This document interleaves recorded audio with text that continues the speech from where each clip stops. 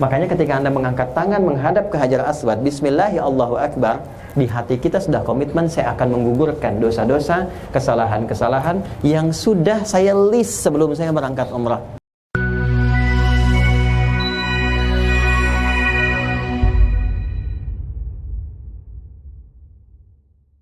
Makanya begitu angkat Bismillah, Allahu Akbar, ingat kesalahan sama Allah apa. Ya, Anda laki-laki, suami pada istri bagaimana, istri ke suami, ke keluarga, ke anak, ke teman-teman. Mungkin ini yang menghambat rezeki, ini yang menghambat silaturahim. Bismillah, ya Allah Akbar, ya Allah saya pengen berubah, pengen lebih baik. Maka dari situ kemudian kita bertekad memulai dengan bacaan Subhanallah, Alhamdulillah, wala ilaha illallah, Allahu Akbar. Perhatikan baik-baik, ini intinya. Kalau mau ditambah la haula wala quwata illa billahil aliyyil azim. Satu, perhatikan, lulus ini, maka dari sini sampai ke rukun yamani, itu potensi besar terkabul semua doa.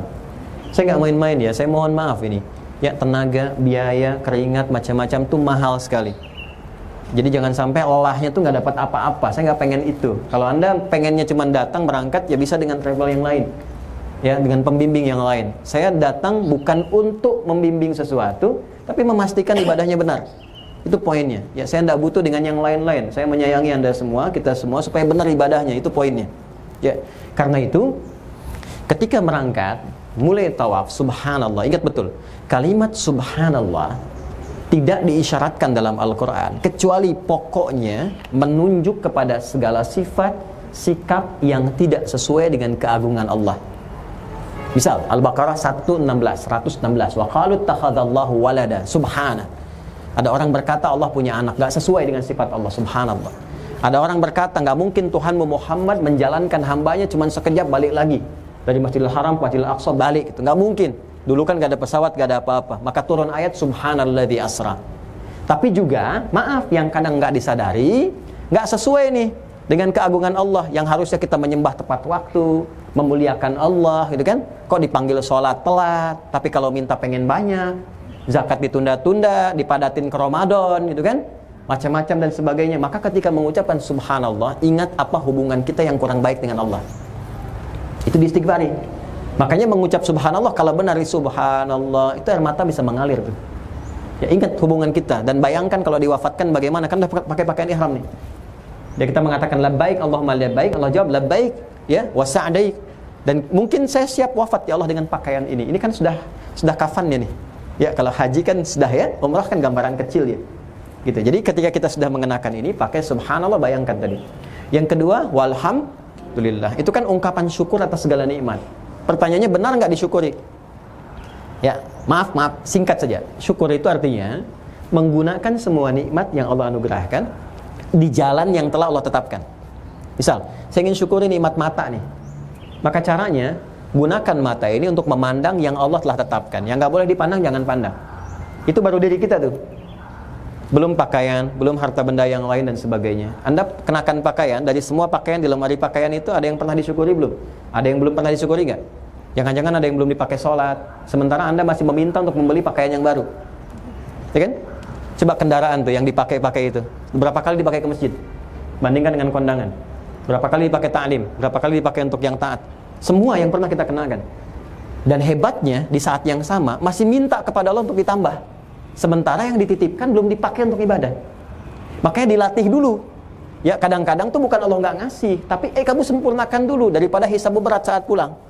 Makanya kita coba untuk minta sama Allah, dibimbing untuk mensyukuri nikmat Allah. Ya Allah, aku syukuri nikmatmu, bimbing hamba, tunjukkan kepada hamba apa yang belum lengkap. Ketika disyukuri, maka muncullah jawaban, la in syakartum azidannakum. Kalau itu keluar, baru ditambah. Makanya ketika mengucapkan kalimat walhamdulillah, kita mencoba mensyukuri semua nikmat sekaligus bimbing ya Allah, apa yang belum tepat, yang dari nikmat engkau titipkan itu belum hamba gunakan dengan baik. Jelas ya? Anak-anak misalnya, coba cek dulu betapa banyak orang minta keturunan, tapi ketika dikasih kurang perhatian. Bisa terjadi begitu. Jangan selalu diartikan nikmat itu harta. Ya, keluarga itu nikmat terbesar. Mungkin kurang perhatian, mungkin kurang kasih sayang, mungkin kurang macam-macam, sehingga anak cari perhatian di luar, anak nggak sholat, atau orang tuanya dan sebagainya. Itu syukuri dulu. Setelah itu, setelah merasakan nikmat itu, keluar rasa kita, keluar air mata kita, keluar pendalaman kita, baru kita merasakan keagungan Allah. Wallahu akbar. Itu yang dimaksud subhanallah, alhamdulillah, wala ilaha illallah, wallahu akbar. Setelah itu kan kita merasa bahwa kita lemah. Saat itu kuat. Ketika pulang mungkin kan kita merasakan ada perubahan, pengaruh lagi, ada kelemahan lagi. Maka kita katakan la haula wala quwwata illa billahil aliyyil azim. Bacakan itu, kalau bacaannya benar, biasanya nggak buru-buru. Baru subhanallah tuh udah kita merasakan. Alhamdulillah wala ilaha. Baru sampai Allahu akbar nggak sadar nyampe sini. Ya kan?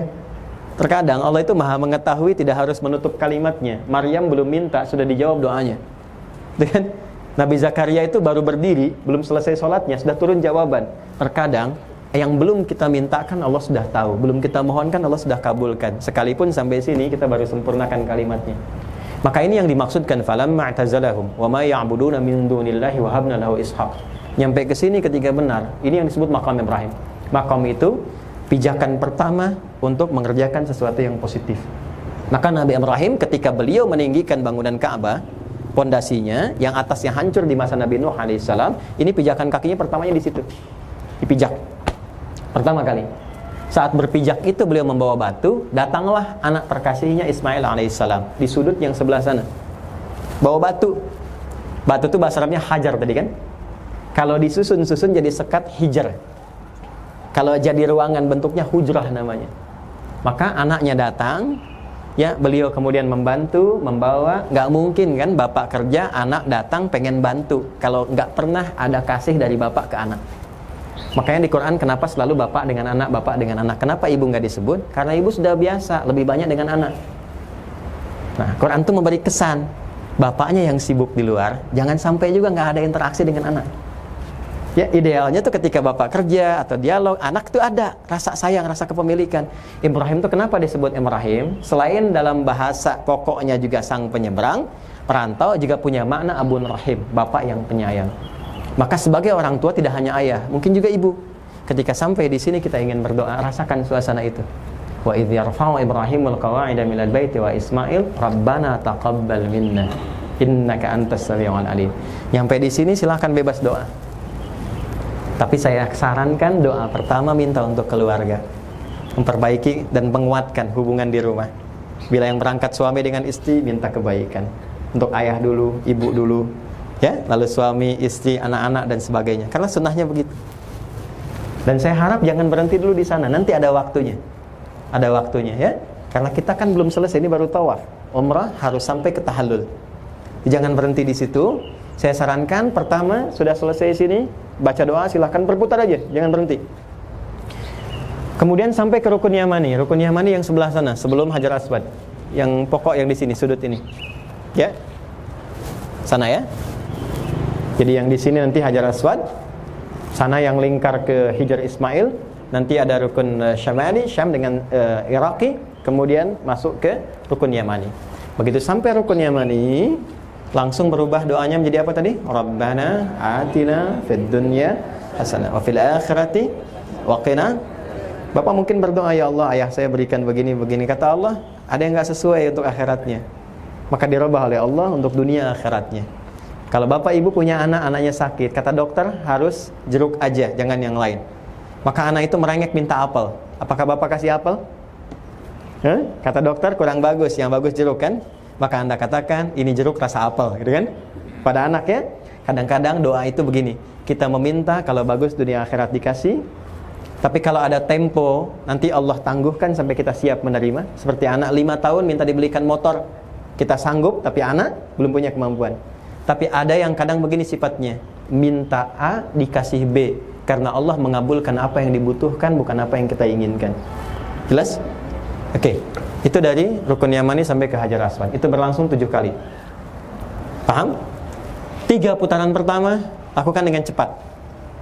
Ya, ini nggak ada masalah sambil jalan cepat. Jadi begitu subhanallah, alhamdulillah, la ilaha illallah, Allahu akbar, jalan cepat aja.